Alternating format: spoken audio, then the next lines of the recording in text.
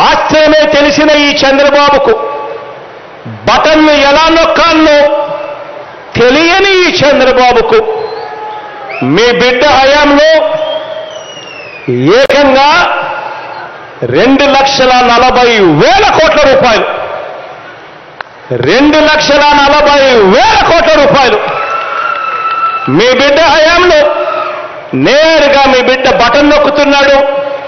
ఎక్కడ లంచాలు లేవు, ఎక్కడ వివక్ష లేదు. నేరుగా నా అక్క చెల్లెమ్మల కుటుంబాల ఖాతాల్లోకి నేరుగా డబ్బులు జమ అవుతా ఉన్నాయి.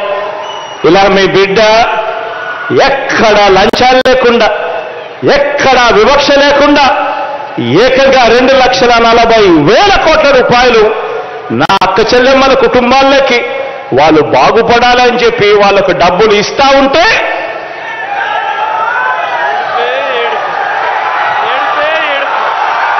ఏడుపే ఏడుపు.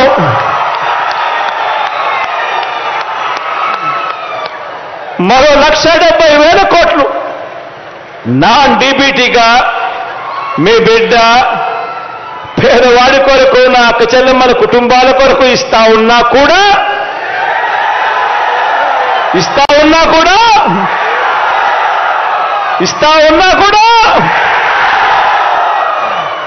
ఏడుపే ఏడుపు.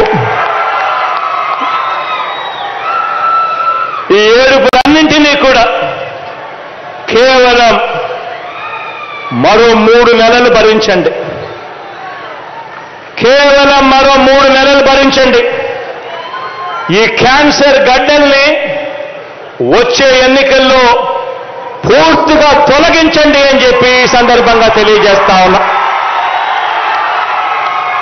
ఇటువంటి నాన్ లోకల్స్ అంతా, ఇటువంటి పేదల వ్యతిరేకులంతా, ఇటువంటి పెత్తందారులంతా కూడా శాశ్వతంగా మన రాష్ట్రం వైపు కన్నులెత్తి కూడా చూడకుండా తీర్పు ఇవ్వండి అని చెప్పి మిమ్మల్ని అందరినీ కూడా సవినయంగా కోరుతా ఉన్నా.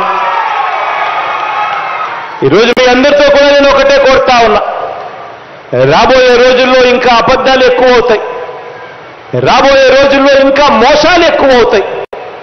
కానీ ఒకటి గమనించండి, ఎవరు మాటిచ్చారు, మాట మీద నిలబడింది ఎవరు అన్నది మాత్రం ఖచ్చితంగా గుర్తుపెట్టుకోండి. మీ బిడ్డ మీ ముందుకు వచ్చి ధైర్యంగా మీ ముందర నిలబడి మీ బిడ్డ చెప్పగలుగుతా ఉన్నాడు. మీలో, మీ ఇంటికి, మీ కుటుంబానికి మీ బిడ్డ వల్ల మీకు మంచి జరిగి ఉంటే మాత్రం మీ బిడ్డకు మీరే సైనికుల్లా నిలబడండి అని చెప్పి మీ బిడ్డ అడగగలుగుతా ఉన్నాడు. మరి ఈ మేరకు అడగగలిగే చిత్తశుద్ధి వాళ్లకు ఉందా అన్నది ఆలోచన చేయమని కోరుతా ఉన్నా. రాబోయే రోజుల్లో ఇంకా అబద్ధాలు చెప్తారు, ఇంకా మోసాలు చేస్తారు. మీ బిడ్డ ఇంత ఇచ్చాడు కదా, ఇంతకన్నా 4 ఇంతలు ఎక్కువ చెప్తే తప్పనిచ్చి ప్రజలు నమ్మరు అని చెప్పి ప్రతి ఇంటికి కేజీ బంగారం ఇస్తామని చెప్పి చెప్తారు. ప్రతి ఇంటికి బెంజ్ కారు కూడా కొని ఇస్తామని చెప్పి కూడా చెప్తారు రాబోయే రోజుల్లో. కానీ ఒకటి గుర్తుపెట్టుకోండి, మాటలు చెప్పడం చాలా సులభం.